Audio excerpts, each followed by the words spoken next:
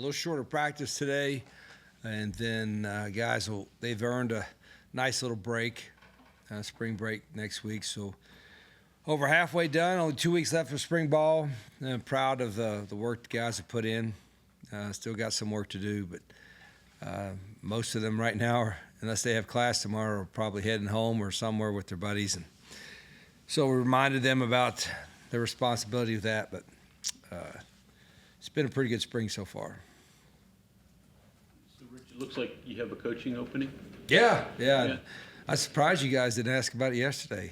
I guess I would have said something, and I didn't know when it was out there, when it doesn't go out there. But Blaine got an opportunity to go back in the NFL, and happy for him. So we'll probably over next week or so I'll interview or look at some potential candidates. But we're well positioned to take care of it right now because having Travis Trickett here, Travis is kind of the floating coach. So when running backs was open, Travis coaching running backs, and inside receivers there is open. He'll coach them. So we're in good shape. I honestly was going to ask, and I guess you kind of already answered it. Because it's an inside receivers position, you have a wide receivers coach. Are you definitely going to replace this position, or could you get away with not? No, we could. I mean, we could. I don't get it. Travis could handle anything we want there. But that's why I have some options, I guess you could do, and it'll. First, obviously, thought it's inside receivers and the outside receivers are a little bit different in some of the stuff they do, but it's going to be the recruiting piece is going to be a big part of it. And every coach has to recruit. Everybody in the program has to recruit. But my thought is let me find the guy that can do the best job recruiting, and that will be a big factor on who I hire. When you look for that recruiting piece, do you look for a guy that has knowledge of a certain territory or just a guy that's generally a good recruiter? Yeah, I think a good recruiter, that's a good question. I think a good recruiter can go anywhere. Some of them, inevitably, most of them have a place where they're from, where they've recruited a lot that they're comfortable with. But the best ones that I've been around, they can go anywhere. And now it's more positional. Even though we still have areas, it's more positional related than anything else. So I got to find a guy that has and it helps if you had a history of it, of bringing, big time players. And so I think that's what the direction I'm looking at. The 10 you get to put on the road, is that like written in ink? Can you rotate that during certain times? How does that work? It is. You have to declare it, and then if a coach happens to get sick or leaves or something, then you can replace it. As I'd like it if it could rotate, like, okay, there's 10 this week, and maybe might be one or two changes next week, and you got big enough staffs you can do that. But you have to declare who they're going to be, and we will do that. I mean, right now it's not an issue because we're not on the road, but when we get on the road, I'll have the 10 best that we think should be on the road, but everybody. I always said this: everybody in the program recruits to some degree. It doesn't matter what your position. If you're the strength coach, you're going to be recruiting because you're going to be talking to guys when they come on campus. So everybody has a recruiting piece, and it does take a collective effort to get our roster to where we want to get it. Are the young guys the ones who go on the road most because they're more energetic, or the old guys have the knowledge of how it's done? That might be, that might be what the thought is, but I don't know if that's always the case. I've been around some older coaches that really got after it pretty good on the road. But I think we've got, I guess if you looked at it, our makeup of our staff is pretty young. Typically I'd want the coordinators to not have to be on the road, particularly during the season, because they have so much duties here. And, so but Zach is a really good recruiter, Zach Alley, and, he's been proven to get, when I've been around, to be able to get good players. So I don't know if I want to take him off, but I also know how much time he spent as a coordinator, especially a defensive coordinator for us. Going to speak to Ryan Garrett today. What was it about him that made you want to bring him here with you? Yeah, I got to work with Ryan first at Ole Miss 6 years ago, and he was kind of my GA. and loved his energy. I mean, he would do anything and everything. And so I was able to bring him with him when I went to Louisiana Monroe, and he did a great job there. And then at Jack State, he was, one of the hardest working recruiters I got. And puts a lot of time in, just a really, really good young coach and great with the staff. So he's got a great future. At this point, I assume he's pretty familiar with the system. He's been to you Right. as many stops. How does that play into bringing him with you as well, having someone who knows the system so Yeah. well, or another person? Yeah, it's like, hiring Larry Porter. Larry Porter hadn't been in our system, but he's an experienced coach, and he knows how to learn it. I mean, he's been around a little bit, so when you're an experienced coach like that and been in different systems like Larry has, you're able to learn just about everything really quickly. Ryan has been in our system pretty much for the last 5 or 6 years, and so he knows it really, really well, and the whys and the ins and outs of it and all that kind of stuff. So that's obviously a better. And most coaches, you see that most coaches head coaches, they move from spot to spot. There's always a core group or a handful group of guys that they bring with them, but not only because they know them, but because what they know the value that they have to the program. Rich, this building and this facility has changed a lot since you were Yeah. here last time, obviously. But I know I've talked to Ren, and he said, you know what, every new coach has some facility ideas he'd like to see. Have you expressed anything to Ren that you'd like to see change here, change there? Yeah, they did a phenomenal job here. I think you have just about everything. Obviously everybody has their own kind of, we don't have a lot of sayings, hard edge, earn success, hold the rope, maybe that, spot the ball. Those are the kind of the four. But we'll have some, Raquel will help, and we'll have some, the messaging, I guess what it is, or around some of the hallways, and some of the rooms. But other than that, it's, there's everything. Now, the biggest thing probably from a functionality standpoint is the turfs are getting replaced, which it needed at the practice field. It's going to get done here or starting in a couple weeks, and then the stadium after spring practice. So that's going to be a great thing. It's time now for that to get done. So they were already planning on doing that whether I came or not. So we're in facility wise in pretty good shape. And before that was the big draw. If you're a big time program, you had to have big time facilities, and people are still doing that as part of the draw. You're seeing some of these really phenomenal facilities out there, but we have everything we need here and then some. As you look around, though, facilities aren't as important as they used to be. It's with revenue sharing. Yeah, and like I said, now, you pay enough money, they're changing a trash can. You know what I mean? Give them the right kind of money. So, but it still helps. It shows a commitment. I think you could come in, and when you come in this building for the first time, or you come in there as a recruit or a family, you can see there's a commitment to football. So. I think across the board, I haven't been to all of our facilities, no, but I know our basketball practice facility is really nice. I'm actually one of the largest donors to that facility. I don't know if you knew that or not. My buyout. I don't know if they have a plaque up or anything, no. So, but no, we have great facility. I think we have a new soccer stadium, right? I think baseball is. I know they have a new facility in their building, an indoor or something. Yeah. So, yeah, it's Ren and the school. They've done a great job. It's big time. What's different about when you come back from spring break for you, the end of spring ball? Because it's still not fall. You still probably got to figure things out position-wise. But I'd imagine there are things you want to see now when they come back that you would have been willing to kind of forgive 3-4 weeks ago that now you kind of would want to. Yeah, I think when they come back now, we don't have to explain. The scheme part obviously should be a little bit familiar to them now. The way we go about doing things, how we practice, that part I shouldn't have to teach that anymore. We've yelled enough in the last few weeks that they, from drill to drill, however we're doing our methods, that part should be down. But we still got to teach a few things, but we really got to evaluate. Like I said, this 105 thing is hanging over us, cutting the roster to 105.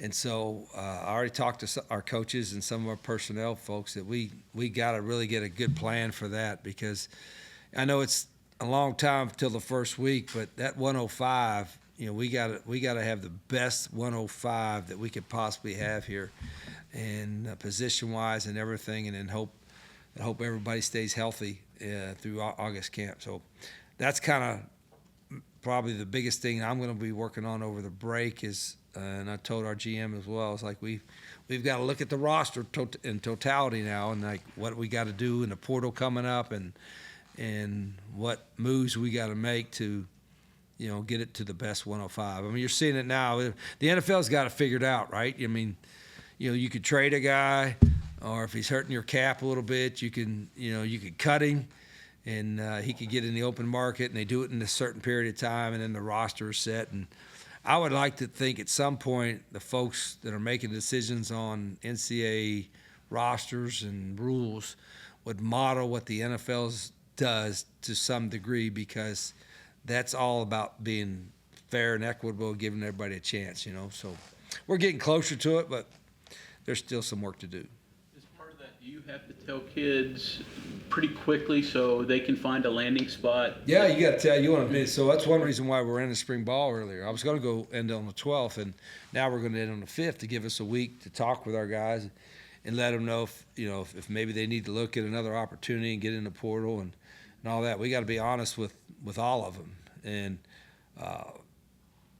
can't keep all of them even if I wanted to because of the roster size. That's going to be the hardest part. And there's going to be some guys that's going to be really hard to let go because they work hard, they do everything right, they're right on the edge. You might be able to help you, but you just need, maybe another spot with some more, then have some more guys there. So this spring, this spring is going to be really hard to do that because there's going to be some guys that we don't want to let go that probably going to have to get let go. That's not fun. This spring has been pretty interesting as far as your running backs go, in that they don't have their number one running back working out, new coach, new system, et cetera. How has all that played out? Well, it's given an opportunity for a lot of other guys to show us a little bit, and it's good. Jaheim has practiced today and did a lot more today, and then when he gets break, he might be full go when he gets back in a break. But he's kind of a proven guy, so he got to get reps just to learn the system. But we know that we got a pretty good one right there. But all the new guys, Ty and LJ and Hubbard's been getting a lot of reps. So it's been good to get those guys reps because we had to get those guys evaluated. We want to evaluate everybody, but we know what we have in Jaheim. The other guys we're not sure yet. So I'm not sure that we're still not going to look. Every position we're going to look in the portal to see if there's somebody out there that can make us better. And that'll be some of next week's work, is evaluating guys that are in there in that portal now that maybe could help us. The wide receiver room, can you talk a little bit about what you've seen there so far? I know you said you had to dip back into the portal. You're open to it at every position, but you did bring in a lot of people there, and now Preston's coming back as well. Yeah, I still think we probably got to get some more competition there.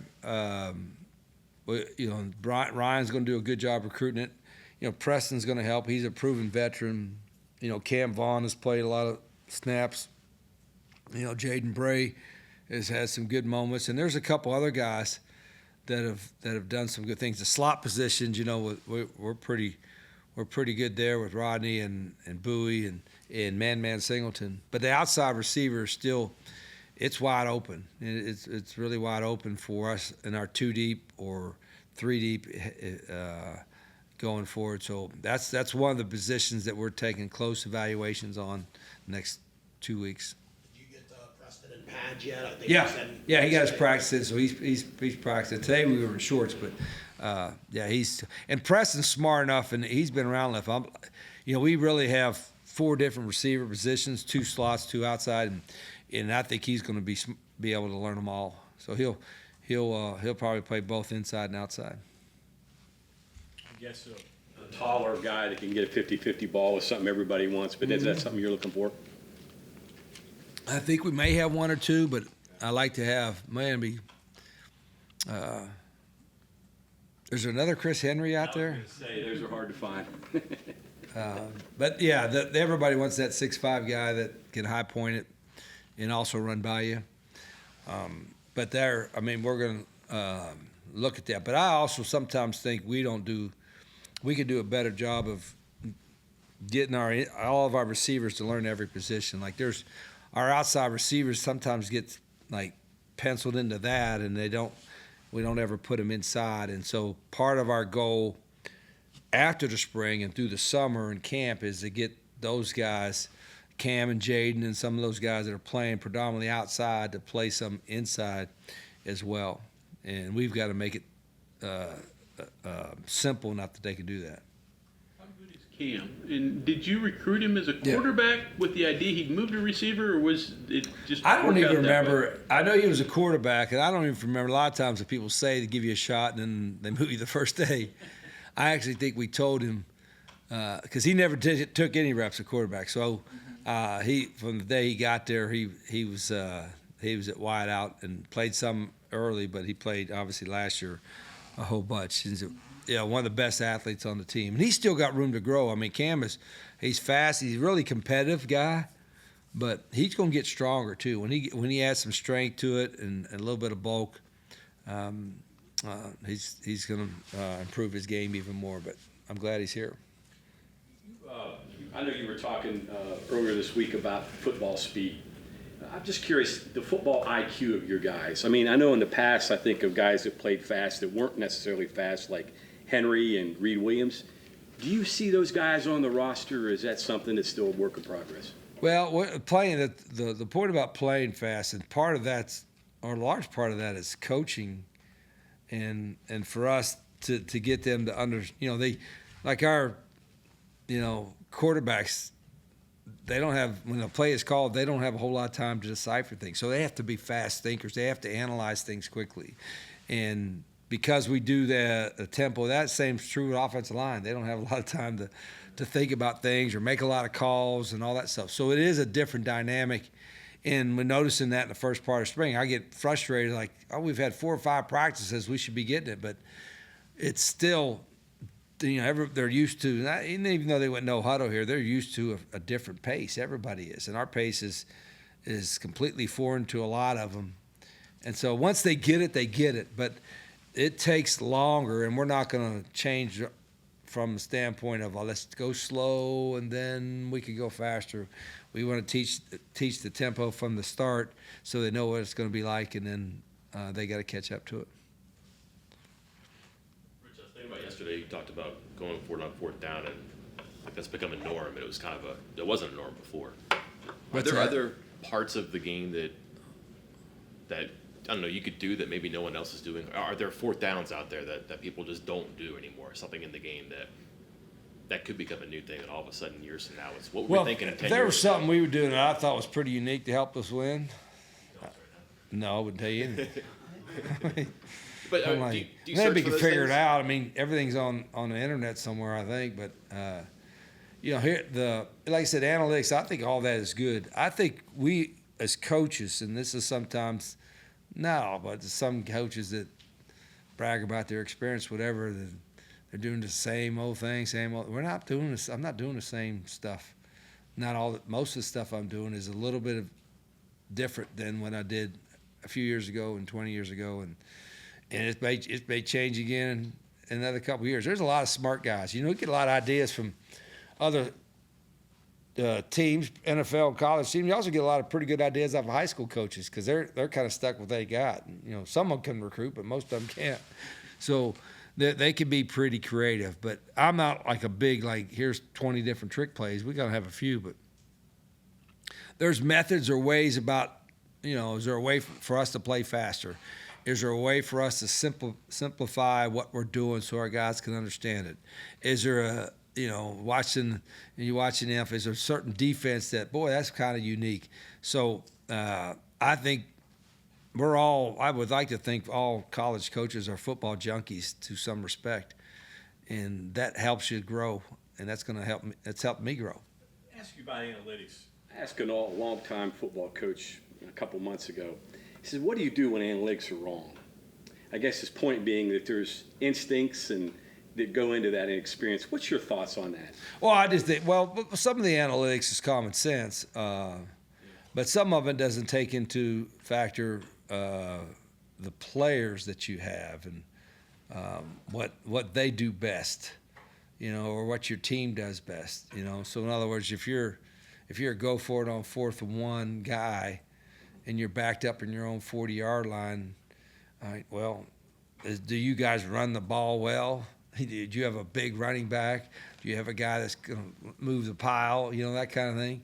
That always plays a factor. Analytics may say, yeah, you want to go for it majority of the time. Well, but if you're a small, weak, not powerful type of running back kind of guy, then maybe you wouldn't do that, right? So I think you have to there's more factors than just what the numbers say, but all that has to go into consideration. I think, like I said yesterday, I think our team needed to be more situational aware as a team in practice, as a staff in practice. I didn't think we did a good job of being situationally aware during practice because we're using the down markers and the shot and the clock, all that stuff. Today, even though it was short, we were way better situationally aware from a staff standpoint and from a player standpoint. But, we got another couple weeks to improve on that. You mentioned With all the coaches you have, staff members you have, is there room for someone to go through the net, go through everything, to just be a innovative coach, to look at what others are doing, high school, colleges, and bring new ideas to you? Yeah, Bob, there should be more than them. I really think all of them should do that at times. I know you get busy in recruiting and all that kind of stuff, but, if you're a coach at this level or any level, you should always kind of be looking and see what's out there. And now it's easy. Before you're like, how do I get the film on it? Now, whether you get on Twitter or whatever you get on, there's some innovative stuff. And I'm not on a lot. I'm on Twitter probably more because that's where recruits are on, whatever. But about every day I could find something like, man, that's kind of a neat little concept or neat little idea. And I do think I have to remind coaches that hey, doesn't mean you have to do it. And don't be afraid. You have to get used to rejection. When you're a college coach, you get used to rejecting. Recruits reject you all the time. You're no, and I'm going somewhere else. But also, I want to bring this. Hey, can we try this? And I'll say no. You got to be used to getting told no, and then but keep looking. It's like the same way with recruits. I want the best recruiters will keep giving guys for me to look at, and no. I take that one. Same way with schemes and different stuff football wise. Okay, thank you very much. Okay, hey.